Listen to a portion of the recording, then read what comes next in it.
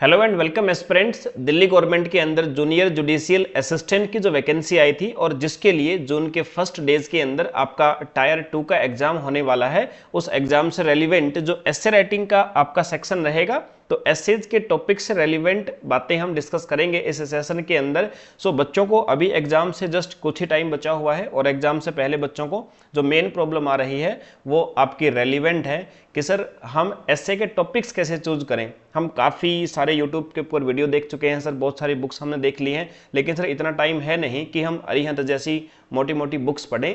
तो क्या कोई ऐसा सोल्यूशन है सर जिसमें हमारे पास में कुछ सिलेक्टेड टॉपिक हों जिनको हम पेपर से कुछ 10 एक दिन हमारे मुश्किल से बचे हुए हैं उसके अंदर कवर कर लें। तो डियर एस्पिरेंट्स, उसी के लिए ये सेशन आप सभी के सामने है। देखिए 3 सेक्शन होंगे। जो टायर 2 आपका एग्जाम होगा उस टियर 2 एग्जाम के अंदर एक एस्से राइटिंग होगा आपका, दूसरा ग्रामर का सेक्शन होगा, एक ट्रांसलेशन होगा। एस्से राइटिंग आपका 50 मार्क्स कैरी करेगा और 30 मार्क्स आपका ग्रामर का सेक्शन कैरी करेगा। ट्रांसलेशन वाला सेक्शन 20 नंबर के आपका सेक्शन होगा। तो कुल मिलाकर के सर ये आपका 100 मार्क्स कैरी करेगा। जो ऐसे आपको लिखना है एस्पिरेंट्स वो अप्रोक्सीमेटली 300 वर्ड्स से लेकर के 250 के आसपास में आप लिखोगे तो कोई प्रॉब्लम आपको होने वाली नहीं है। अप्रोक्सीमेटली 300 के आसपास वर्ड्स में आप लिखेंगे और 250 300 में कोई बहुत अंतर नहीं होता है, 2-4 लाइनों का फर्क पड़ता है, बहुत ज़्यादा अंतर नहीं पड़ता है, तो इसको आप ज़्यादा माइंड भी ना करें। अच्छा, ग्रामर का सेक्शन है, इसके अंदर क्या आता है सर, जैसे इडियम्स हो गई, इडियम्स आ जाएगी कोई ना कोई आपके पास में, या फिर आपके पास में नाउन, प्रोनाउन, एडजेक्टिव, एडवर्ब, इनसे रेलिवेंट कोई क्वेश्चन आ जाएगा। जैसे पिछली बार क्वेश्चन एक आया था कि give feminine gender to emperor, तो इस प्रकार कहा जाता है डियर एस्पिरेंट्स। इसके लिए ग्रामर वाला जो सेक्शन है, अंतर क्या है, जो प्री एग्जाम आपने दिया है और मेंस जो आप एग्जाम दोगे उसमें डिफरेंस केवल इतना है। अगर प्री एग्जाम के अंदर आप ग्रामर का सेक्शन करते हो तो वहां पर आपको 4 ऑप्शन मिलते हैं, और अगर कोई भी किसी भी एग्जाम का आप मेंस एग्जाम देते हो तो मेंस एग्जाम के अंदर आपको फिर ऑप्शन नहीं मिलते, आपका डिस्क्रिप्टिव आपको सब्जेक्टिव तरीके से लिखना होता है, बस इतना ही अंतर है। तो आपने किसी भी प्री एग्जाम की प्रिपरेशन करी होगी, मैं नहीं कहता कि केवल आपने एक ही एग्जाम की बात करता हूँ, किसी भी प्री एग्जाम की आपने तैयारी करी होगी, उस एग्जाम के बिहाफ पे, उसी प्रिपरेशन के बिहाफ पे ये वाला सेक्शन आपका बहुत आसानी से हो जाएगा। ठीक है, ट्रांसलेशन की बात करें तो ये भी आप आसानी से कर दोगे, कोई बहुत बड़ा टास्क नहीं होगा आपका। चलिए, ये तो बात हुई जो आप पहले से जानते हैं। अब हम आते हैं कि सर ये ऐसे कौन कौन से होंगे जो 25 टॉपिक्स जिसके ऊपर में भी पॉसिबली हमारा जो एग्जाम होगा जून के फर्स्ट में उसमें देखने को मिल जाए। देखिए एस्पिरेंट्स, यहाँ मैं केवल टॉपिक्स के नाम आपको बताऊंगा, बाकी अगर आपको ये देखना है कि सर ऐसे लिखते कैसे हैं, ऐसे लिखते समय कौन सी 4 से 5 बातों का ध्यान रखना होता है, सर फैक्ट कब ऐड करने होते हैं, समराइज कहाँ करना होता है, स्टार्टिंग कैसे करनी होती है, तो उसके लिए ये वीडियो का आप थंबनेल देख लीजिए। इसे यूट्यूब चैनल के ऊपर ये वीडियो आपको मिल जाएगी कि ऐसे राइटिंग कैसे करें टियर 2 एग्जाम के लिए, तो इसका लिंक भी डिस्क्रिप्शन में है, आप वहाँ से आराम से जा करके देख सकते हो और आपको ऐसे राइटिंग करना 100% आ जाएगा डियर एस्पिरेंट्स। सो चलिए, अब यहाँ समय ज़्यादा व्यर्थ नहीं करते हैं, हम हमारे 25 वो टॉपिक्स मैं आपको बता देता हूँ जिनसे पॉसिबल है अभी आपके ऐसे बनना। और ये नाम बताने से पहले मैं आपको बता देता हूँ कि अभी जो आपका एग्जाम होगा उस एग्जाम के अंदर एस्पिरेंट्स जो टॉपिक्स होते हैं वो ज़्यादातर करंट इश्यू से रेलिवेंट होते हैं। जो करंटली कोई भी इशू चल रहा है, जरूरी नहीं कि वो इशू आपका कुछ पिछले महीने का हो, इस महीने का, पिछले साल का हो, 2 साल पहले का भी हो सकता है, बस इंपॉर्टेंस के आधार पे होता है। ज़्यादातर बच्चे इन एग्जाम्स को इतना सीरियस ले लेते हैं कि सर डिस्क्रिप्टिव कैसे होगा। देखो, स्कूल में भी आप ऐसे लिखते थे, यहाँ भी वैसे ही ऐसे लिखना है।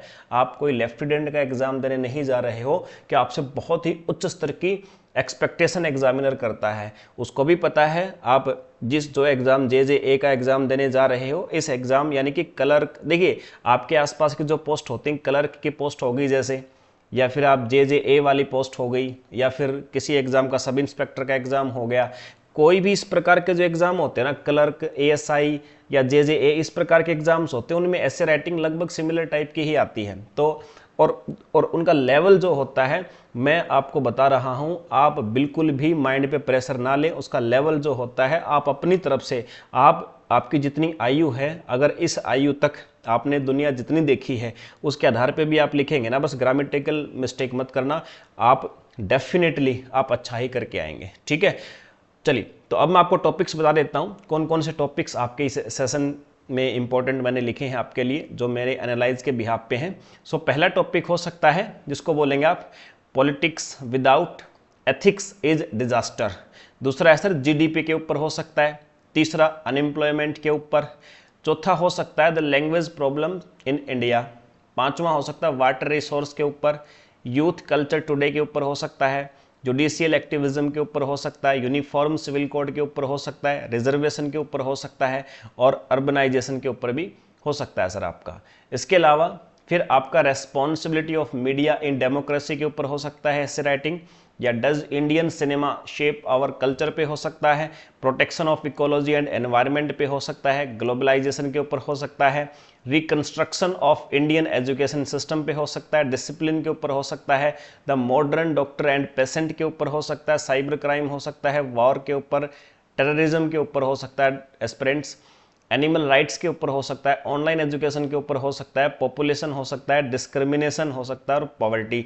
ये 25 टॉपिक्स हैं और मुझे नहीं लगता इन 25 टॉपिक के ऊपर आप थोड़ा सा भी अध्ययन अपना कर लेंगे प्रिय बच्चों तो इससे बाहर कुछ जाएगा। अगर इससे थोड़ा बहुत अलग भी आया तो ये 25 टॉपिक के ऊपर आपने थोड़ा बहुत भी लिखना सीख लिया है तो उसको भी आप बना दोगे इन्हीं के बिहाफ पे। तो ये 25 टॉपिक्स ऐसे राइटिंग के लिए मेरे हिसाब से सफिशियंट होंगे। आप इनको करके एग्जाम के अंदर जाइएगा, डेफिनेटली आपको यहीं से मिलेगा। अब कहेंगे सर करना कहाँ से है? सर आपने टॉपिक के नाम तो बता दिए लेकिन सर इनको हम कहाँ से करें?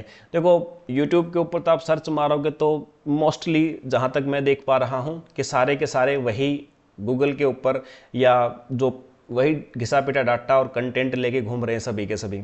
तो जहाँ तक मैं बोलता हूँ आपको, आप अपनी तरफ से इन सारे विषयों के बारे में लिखने की कोशिश करें। थोड़ा बहुत आप लिखेंगे, थोड़ा बहुत आप इंटरनेट का सहारा लेंगे और सबसे बेस्ट है कि अगर आप चाहें तो आप सारे एस्पिरेंट्स चैट जीपीटी का सहारा लें, ठीक है ना। सबसे बेस्ट है आपका चैट जीपीटी का सहारा लें। आप चैट जीपीटी का सहारा लेंगे डियर एस्पिरेंट्स तो आप डेफिनेटली इन सारे टॉपिक्स के ऊपर लिखना सीख जाएंगे सर। एक बार चैट जीपीटी का सहारा लें, उसके बाद धीरे धीरे आपको आदत पड़ेगी। उसके बाद जब एग्जाम में देने बैठोगे आप तो आपको वो पॉइंट्स, वो तथ्य याद ही रहेंगे जो आपने अभी अभी जस्ट पढ़े हैं। हालांकि ज़्यादा दिन है नहीं, मैं आपको रिकमेंड नहीं करूँगा किसी बुक का नाम क्योंकि उसका कोई बेनिफिट होगा नहीं, आप कर भी नहीं पाएंगे, वहाँ पे और ज़्यादा विचलित हो जाएंगे, ठीक है ना।